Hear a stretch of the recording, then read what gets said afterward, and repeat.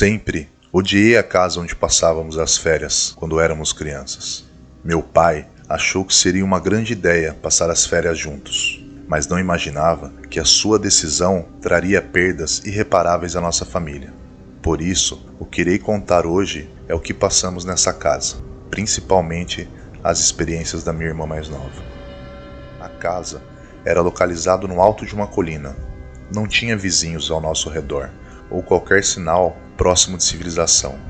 O único sentimento que ela passava era de pura solidão, como se acumulasse escuridão dentro dela. Segundo meu pai, esta casa tinha mais de 50 anos quando passamos nossas primeiras férias lá, e eu tinha certeza que ela iria durar mais uns 100, pois nenhuma outra família se atrevia a entrar lá. Assim que entrava na casa, deparava-se com uma construção monstruosa. Suas paredes eram de tijolos grossos. Parece que foi construída em outro século. A arquitetura lhe dava a aparência de ser muito antiga. Durante muitos anos, esta casa foi oprimida por um silêncio tão intenso que uma palavra nossa fazia ranger a madeira dos móveis. Sentia-se um aroma estranho no ar, que se respirava. Mas o que estivesse vivendo lá antes de chegarmos, vivia em absoluto silêncio e solidão. A ideia de passar as férias de verão lá foi do meu pai. Queríamos ir para a praia, mas por causa do trabalho dele, decidiu por um lugar mais tranquilo, pois tinha muito trabalho a fazer. Ele era redator e estava indo muito bem, já tinha uma série de artigos publicados em várias revistas e jornais. Além disso, estava ganhando o suficiente para cuidar de toda a família. Somos 3 filhos no total, meu irmão mais velho, chamado Antônio, minha irmã, chamada Sara, e eu. Nossa família se dava muito bem, mas eu e Sara sempre fomos mais próximos. Não somos muito parecidos, mas nos dávamos muito bem. Ela tem um dom especial. Ela vê espíritos ou fantasmas. No meu caso, dizem que eu também tenho um dom, mas é diferente do dela. Costumo percebê-los e ouvi-los, mas não os vejo. De uma maneira que me tranquilizava. Mas como divido o quarto com a minha irmã, à noite seus gritos e choros são um verdadeiro terror. Uma noite, enquanto todos dormiam, a chuva chegou sem avisar. Estávamos naquela casa há apenas alguns dias. Então, era só uma questão de tempo, de nos acostumarmos com os barulhos e as sombras. Foi quando um soluço baixinho me acordou. Era minha irmã. Ela estava com o rosto coberto e com o seu ursinho de pelúcia. Ela estava dormindo ao meu lado, a apenas alguns metros de distância. Eu a vi bastante inquieta, então decidi perguntar se estava tudo bem. Ela chorando me respondeu que não, balançando a cabeça de um lado para o outro. Com certeza, isso tinha se tornado um hábito na família. Então eu já sabia como ajudá-la e o que tinha que fazer. Levantei da cama e deitei ao lado dela. Curiosamente, isso fazia com que os fantasmas ou espíritos que ela via se afastassem. Quando ficou mais calma, pedi que me contasse o que tinha visto. Então me disse que podia ver quando alguém se sentou na beira da sua cama e começou a cantar uma música. Ela sabia que era uma mulher, pelo tom da sua voz. Quando minha irmã abriu os olhos, percebeu que aquela mulher havia chegado tão perto do seu rosto que estava apenas a alguns centímetros dela. Então ela cobriu o rosto com os lençóis, para não poder mais vê-la, mas aquela mulher continuou cantando. Meu pai já havia dito para ela que quando estivesse com medo, deveria orar, e o que quer que estivesse assustando, iria embora. Então pensei em perguntar a ela. Pareceu sensato para mim naquele momento. Ela ainda está aqui? Ela apontou para trás da porta, mas eu não consegui ver nada. Acendi então a luz do abajur que tínhamos ao nosso lado, e ainda não consegui ver nada. Porém minha irmã cobriu todo o rosto novamente. Fiquei ao seu lado, até ela adormecer. Na manhã seguinte, a primeira coisa que fiz foi falar com meus pais sobre tudo o que aconteceu naquela noite. Disseram-me que tinham ouvido ela chorar, mas sobretudo que ouviram alguém cantar em nosso quarto. Meu irmão Antônio me contou uma coisa que me deixou um tanto surpreso, pois ele mesmo mencionou que tinha visto uma mulher andando pelos corredores, só de camisola, mas eu não tinha visto o rosto dela. Além disso, cantava uma música com uma voz muito baixa. Certamente isso me deixou mais inquieto, porque o que quer que fosse, eu não conseguia ver e nem ouvir. Logo após o café da manhã, papai fez uma surpresa para nós. Disse que havia convidado o tio Marcos para passar uns dias e que não viria sozinho, pois traria as filhas dele, minha tia e a mãe dela. Ficamos muito felizes com isso, porque brincávamos muito com nossas primas. Elas tinham mais ou menos a nossa idade, entre 9 e 10 anos, e eu gostava de conversar com meu tio, porque ele tinha muitas histórias que chamavam minha atenção e nos mantinham entretidos durante algum tempo. Também notei que tanto minha mãe quanto meu pai ficaram felizes em recebê-lo. Ele era o irmão mais novo, que estava sempre de bom humor e zelava pelo bem-estar dos sobrinhos. Naquela tarde, ele chegou como prometido, carregado com vários presentes e surpresas. Mas havia algo que me entusiasmava mais com a visita dele, pois tinha dons semelhantes a da minha irmã e eu. Na primeira oportunidade, disse ao meu tio que queria falar com ele sobre o que havia acontecido conosco na sala, principalmente com a intenção de saber o que ele descobriria. Já no quarto, ele começou a examinar todos os cantos. Debaixo da cama, dentro do armário, não havia parte do quarto que ele não examinasse. Ele me disse que sentiu uma energia muito negativa, e após isso, ele permaneceu em silêncio por 1 minuto, observando um dos cantos do quarto. Quando me aproximei dele, para perguntar se estava tudo bem, ele parecia ter acordado de um transe. Olhou para mim e se inclinou e disse baixinho: "Cuide bem de Sara." Ele se levantou e olhou para o canto novamente. Naquele momento, ele levantou a voz e xingou o ser que estava naquele canto. Não consegui ver nada de anormal, nem menos perceber, mas meu tio continuou insultando o que quer que fosse. Eles ficaram para dormir naquela noite. Meu tio pediu para meu pai que o deixasse descansar em nosso quarto, pois queria ter certeza que ficaria tudo bem. No dia seguinte, meu tio se queixou de várias dores. Disse que sentiu uma energia muito pesada na casa. Meu pai pediu para que ele ficasse mais um dia, mas ele insistiu que não podia. Além disso, tinha que levar a sogra de volta para casa, e era uma longa viagem. Naquela noite, enquanto todos dormíamos, minha irmã me acordou novamente, mas agora não estava chorando, mas um grito terrível que me assustou tanto que acordei completamente. Eu perguntei a ela o que estava acontecendo, mas ela não me disse nada. Ela apenas apontou para o teto. Eu me virei e não vi nada. Imediatamente meus pais entraram no quarto e atrás deles, Antônio. Perguntou a ela o que estava acontecendo, mas ela simplesmente apontou para o teto. Nós a acalmamos e ela finalmente nos disse o que tinha visto. Disse que meu tio estava no teto, preso. Ele foi espancado, com os 2 braços estendidos para os lados, que não respirava.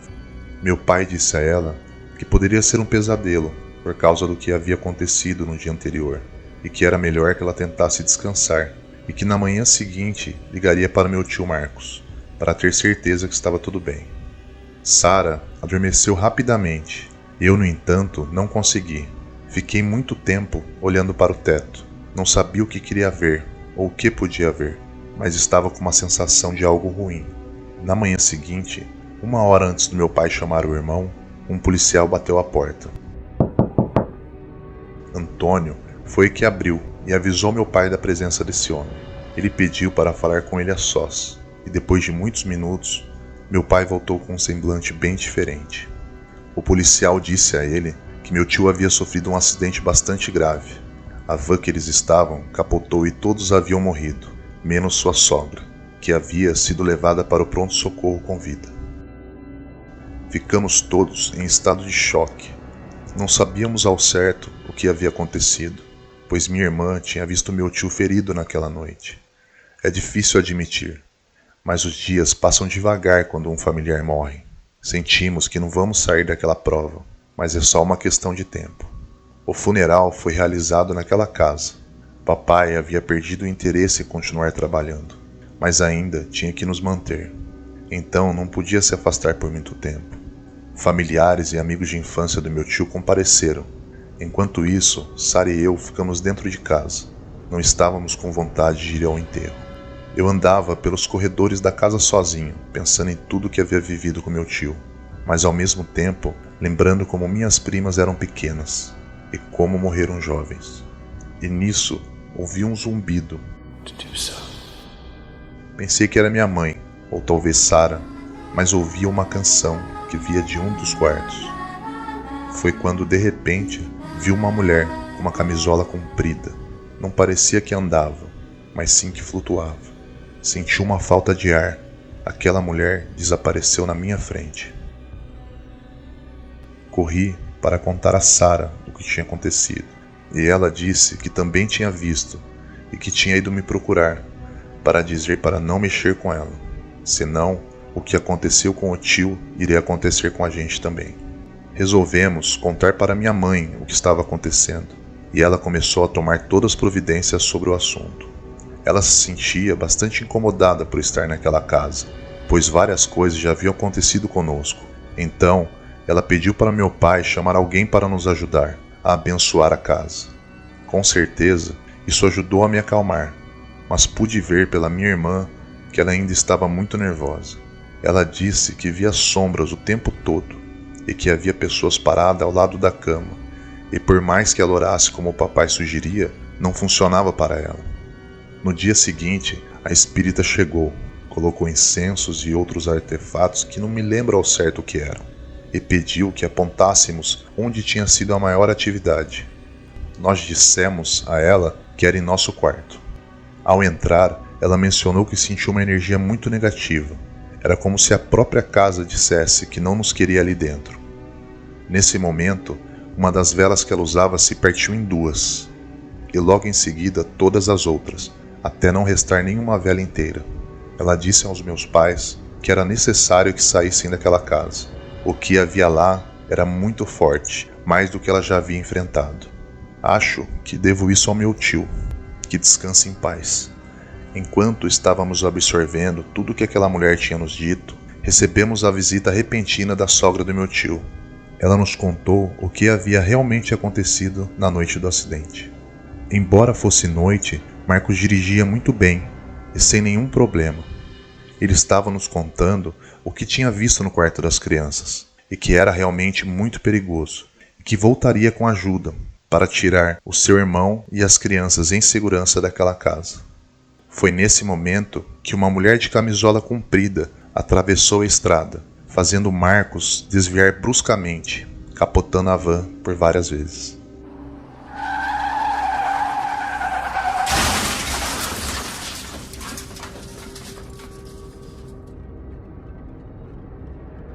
Meu pai acabou convencido da existência de alguma força ruim que habitava ali, e nos tirou imediatamente daquele lugar.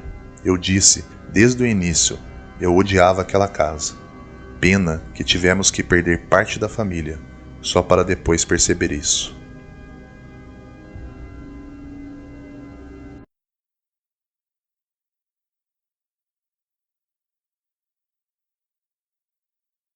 Tive uma infância muito pobre.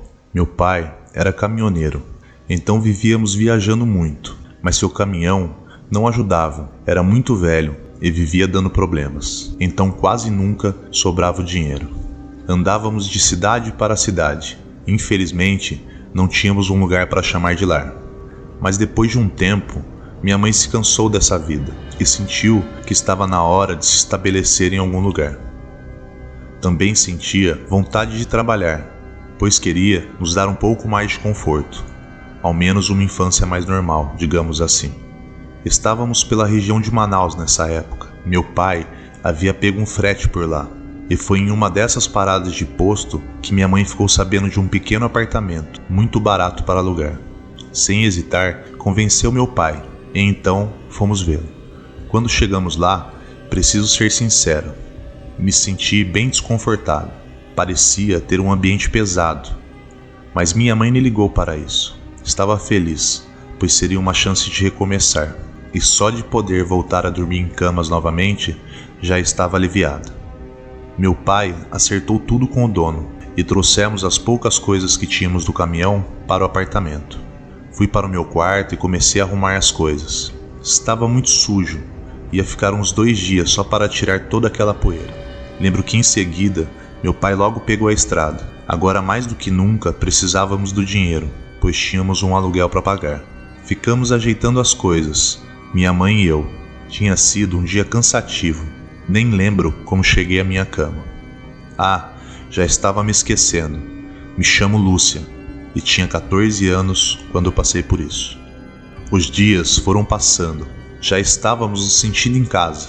Foi quando o que era para ser mais uma noite normal mudou nossas vidas para sempre. Eu tinha acabado de arrumar minhas poucas roupas no armário. Então, fechei as portas e fui para o banheiro escovar os dentes. Mas antes que eu pudesse começar, um barulho sombrio fez meu coração saltar pelo peito.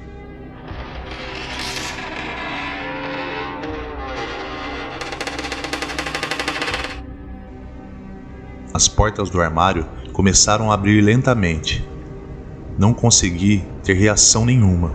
Fiquei ali, congelada, na porta do banheiro. Não consegui gritar e nem correr. Parte de mim sabe o que tinha ouvido, mas a outra parte queria acreditar que era apenas minha imaginação. Não consegui dormir no quarto aquela noite. Me ajeitei no pequeno sofá que tínhamos na sala e por lá eu fiquei. Minha mãe já estava para chegar do trabalho e talvez me levasse para a cama. Os dias foram passando. Pareciam estar ficando mais lentos. Já não dormia bem há dias e só conseguia ficar alegre quando estava longe daquele apartamento, pois as coisas só pioraram rapidamente depois daquela noite.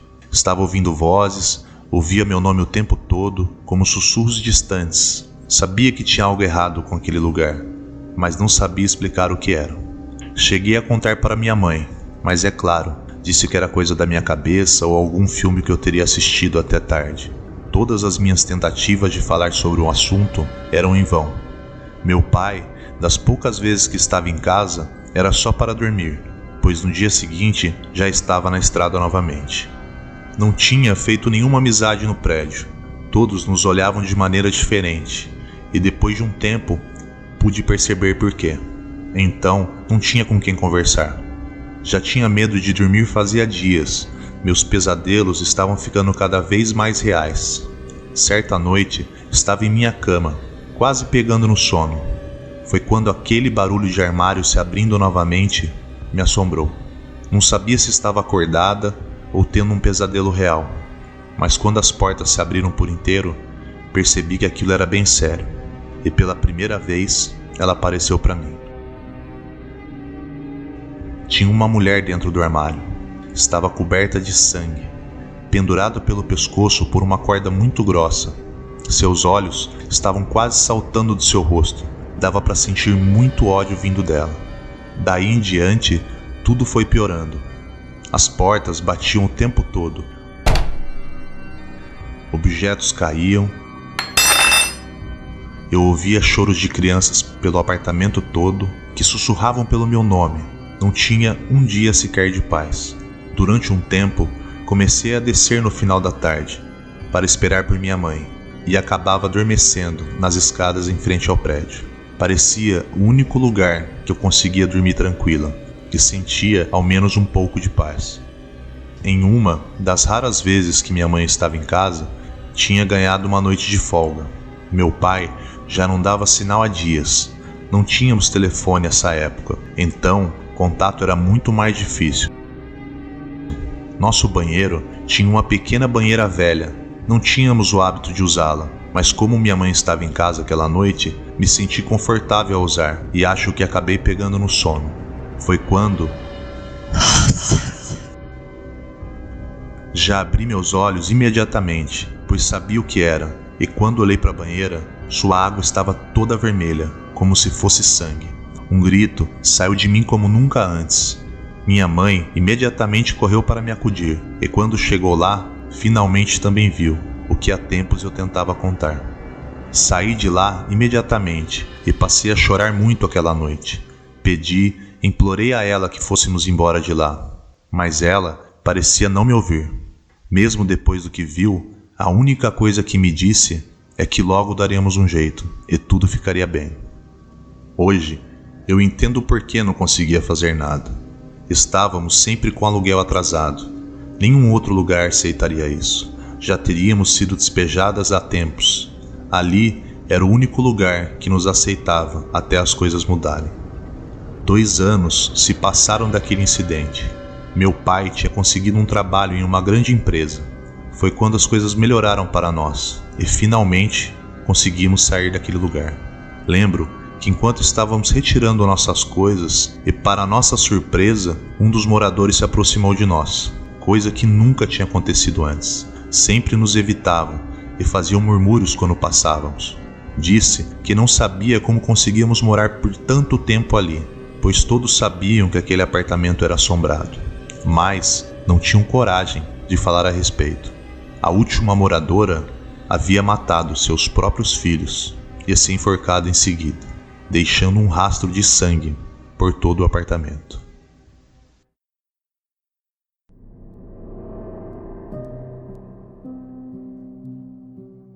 Descobrimos uma história aterrorizante quando minha avó faleceu.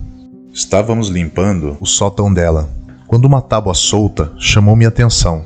Foi quando estiquei o braço para tirá-la, e lá estava ele, um velho diário. Ele estava se deteriorando com o tempo. A escrita ainda estava legível, mesmo passando os últimos 50 anos confinado a ficar abaixo daquelas madeiras. Nem minha mãe, nem ninguém sabia da existência dele. A última anotação estava datada em maio de 1957, apenas alguns meses antes de minha mãe ter nascido, de acordo com o diário da minha avó. Ela não contou essa história a ninguém, devido à gravidade dos fatos. Em sua mente, ela não queria dar continuidade a essa história, e nem queria assustar ninguém, da forma como estava assustada. Mas também tinha medo que pensassem que estivesse perdendo sua sanidade. Ela temia ser abandonada em um asilo, ou pior, ainda em um hospital psiquiátrico, como aconteceu com a irmã de sua mãe, depois que ela pegou uma doença rara. Então o diário foi a única maneira que encontrou para lidar com a situação. O início dessas anotações se deram do ano de 1940. Foi quando tudo começou. Ela acabara de completar 18 anos. A primeira anotação detalhada da minha avó estava escrito: sem coração. Meu irmão e irmãs reuniram as partes mais importantes para fazer uma história coerente, a qual vou compartilhar com vocês. A descrição de minha avó é horrível, perturbadora e difícil de acreditar. Ainda estamos brigando com o efeito que ela teve em todos nós, principalmente em minha mãe.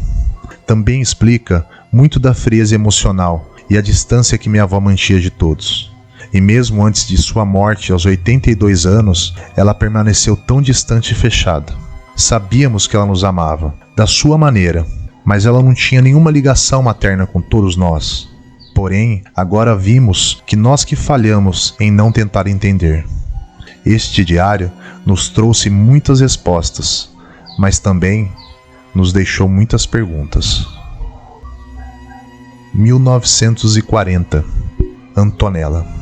A primeira vez que aconteceu, eu estava esperando o ônibus. Trabalhava como datilógrafa na época, em um escritório de contabilidade. Já estava trabalhando há horas e me sentia muito cansado e com frio. Tinha sido um longo dia. A princípio, quando a vi, pensei que estava alucinando. Aquela mulher estava lá, pairando sobre o chão, do outro lado da estrada, em um longo vestido preto.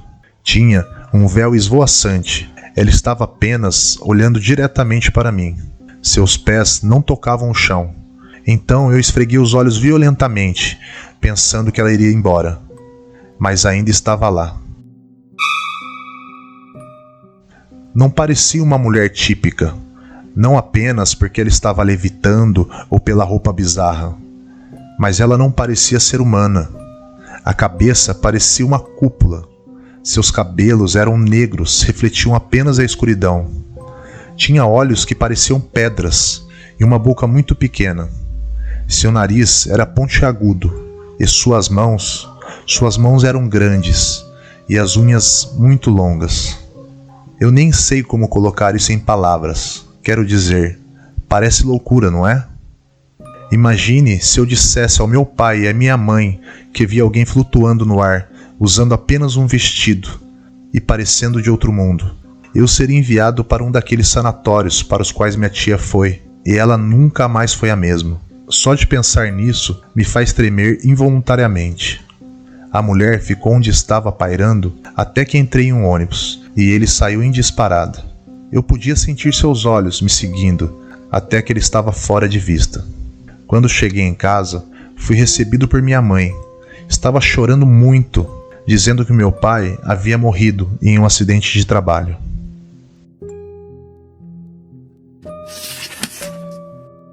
A mulher apareceu novamente. Dessa vez, ela estava no cemitério.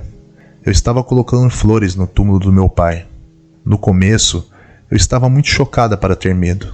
Apenas gritei: "Vá embora!", soltando todo o ar dos meus pulmões.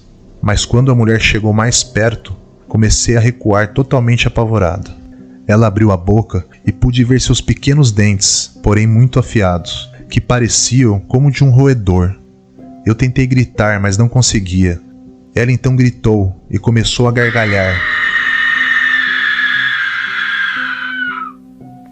Era um som horrível, penetrou no fundo da minha alma.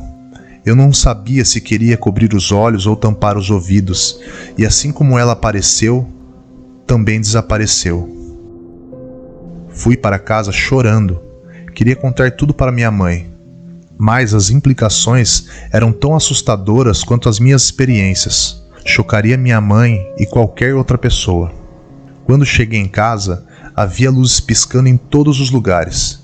Minha mãe estava pálida e conversando com policiais. Meu irmão, aparentemente bêbado, foi encontrado sem vida no lago da faculdade. Como ela conseguiria lidar com aquilo, pensei eu. Acabara de perder meu pai e agora meu irmão. Eu queria contar a verdade sobre o que estava acontecendo, mas eu não conseguia encontrar palavras. Como poderia dizer que ver aquela mulher era um mau presságio? Nas 2 vezes em que vi, meu pai e meu irmão estavam mortos. Foi apenas uma coincidência? Mas então, quem era ela? O que ela fez? Eu tenho alguma doença mental? O que está me fazendo ver essas coisas? Tudo isso era da minha cabeça? 1 ano se passou desde que eu vi a mulher. Eu fui nomeada secretária no trabalho. A mãe está bem, mas ainda assim tem sido muito difícil, sem o pai e meu irmão. Estou saindo com um homem chamado Edson.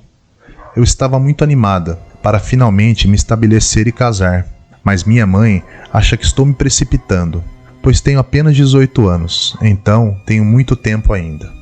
Economizei algum dinheiro para a festa e para a entrada da casa. Estou tão aliviada que não estou vendo mais aquela mulher. Aquilo era uma insanidade temporária que eu poderia deixar para trás. Ela está de volta. Minhas mãos estão tremendo enquanto escrevo isso. Me sinto mal, porque esse pesadelo está acontecendo de novo. Eu estava fora jantando com Edson, e pela janela do restaurante, eu a vi lá, parada, olhando com seus olhos negros. Fui dilacerada pelo medo. Edson e os funcionários do restaurante olharam para mim. Eu me recompus e olhei para trás da janela. Ela tinha ido embora. Edson olhou para mim com preocupação.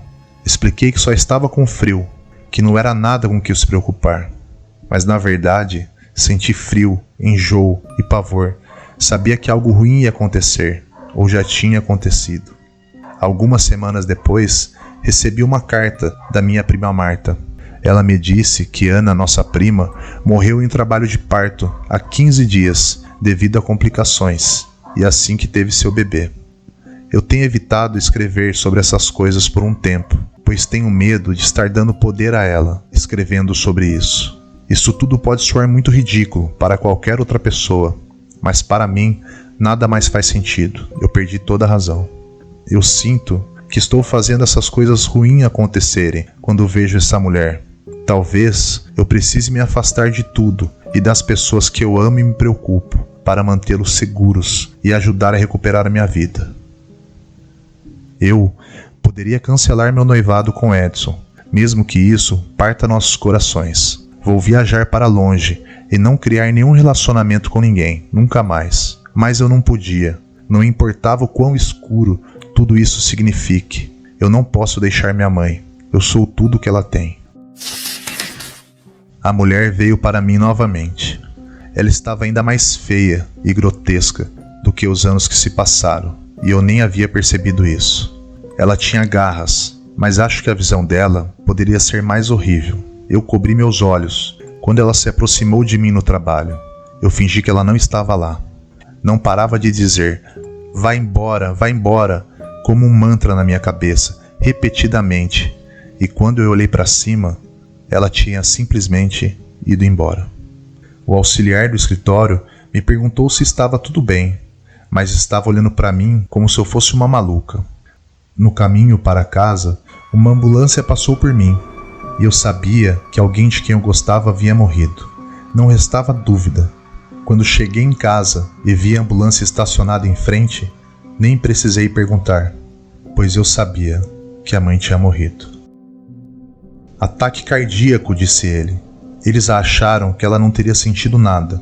Um minuto ela estava pendurando roupa e no outro ela se foi. Minha mãe tinha apenas 40 anos. Eu recusei a autópsia e resolvi toda a papelada e os preparativos para o funeral. Já resolvido, minha mãe foi enterrada. Vendi a casa da família e fui morar com Edson alguns meses depois. Ficamos noivos em 1959. Agora eu me casei. Eu vi a mulher mais algumas vezes. Depois que a mamãe se foi, meu avô morreu poucos dias depois. Vovô não aguentou a dor de perder a sua única filha. Então Marta, minha outra prima, morreu de tuberculose, deixando para trás marido e 3 filhos. A mulher parecia tão ameaçadora quanto antes. E agora eu estava tão resignado com tudo isso que simplesmente a ignorava. Como se ela fosse uma mosca incômoda que de vez em quando me incomodaria. Mas então ficou muito pior. Edson estava em uma viagem de negócios e eu estava na casa dormindo, quando fui acordado pelo hálito mais rançoso em meu rosto.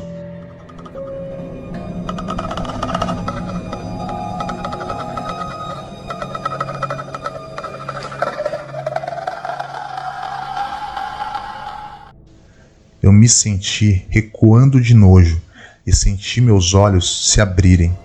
E então se arregalaram ao ver aquela mulher sorrindo para mim, ao lado da minha cama.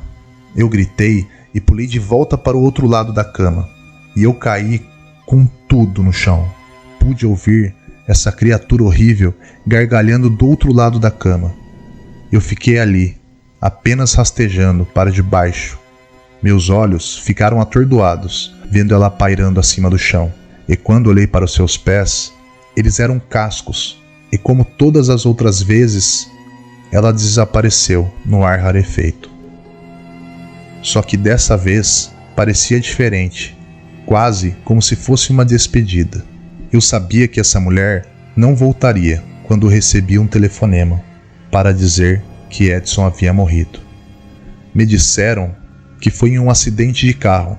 Eu gritei, chorei e implorei por ele. A essa altura, eu estava grávida. O meu bebê precisava de um pai e eu precisava de Edson. Eu queria reclamar, barganhar, tudo para trazê-lo de volta. Eu teria feito qualquer coisa. Eu sentia como se tivesse sofrido para o mundo inteiro e derramei lágrimas suficientes para encher todos os oceanos.